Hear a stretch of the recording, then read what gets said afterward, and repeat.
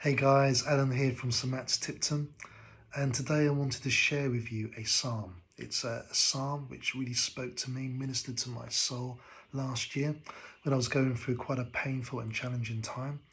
And I think it's a psalm that's really apt for this week, Holy Week, as we are going through this journey to the cross and we're reflecting on Jesus's journeys and his last movements before the cross.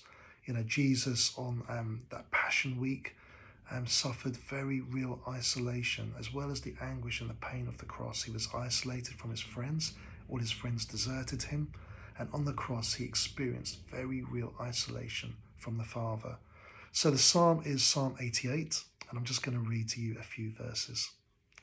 Verse 8, "You have taken from me my closest friends, and have made me repulsive to them. I am confined and cannot escape." And in verse 16, "Your wrath has swept over me. Your terrors have destroyed me. All day long they surround me like a flood. They completely engulfed me." And then he ends with verse 18, "You have taken from me friend and neighbour. Darkness is my closest friend." Unlike most psalms, this doesn't end positively. There's no great declaration of trust in God or declaration of faith or praise. The psalmist ends with these very stark words: "Darkness is my closest friend."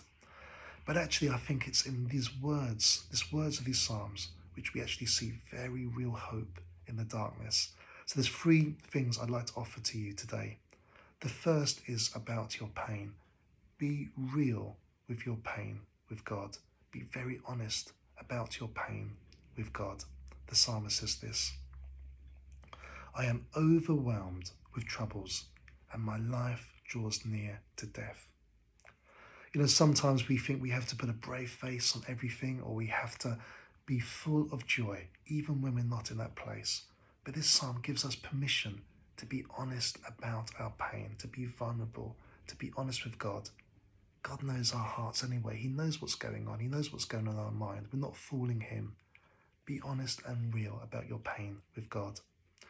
The second thing is trust in God's provision. Trust in his provision. The psalmist says this: "You have taken from me my closest friends.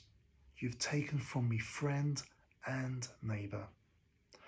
Well, the question the psalmist is left with is, when we're stripped from everything, our security, our comfort, our networks, is God still enough? And I think he finds the answer to that question, that the God is enough. The answer is yes. And maybe that's a question from us when we're totally isolated and we feel that we've lost everything that's going on around us. Trust in God's provision. Keep trusting in his provision for you. So be real about your pain. Trust in God's provision. And thirdly and lastly, keep persevering.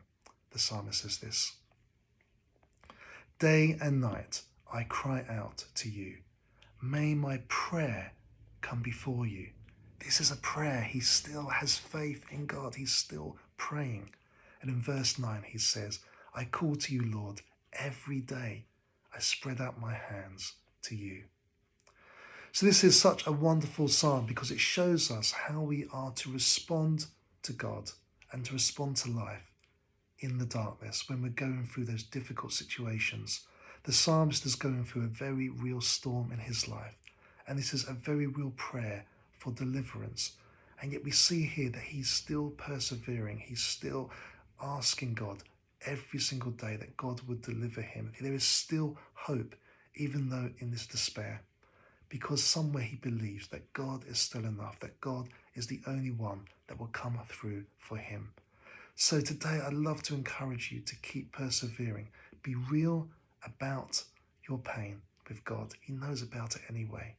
Keep trusting in God's provision. Trust in his provision because he is enough. And keep persevering because he'll never let you down. Bye for now.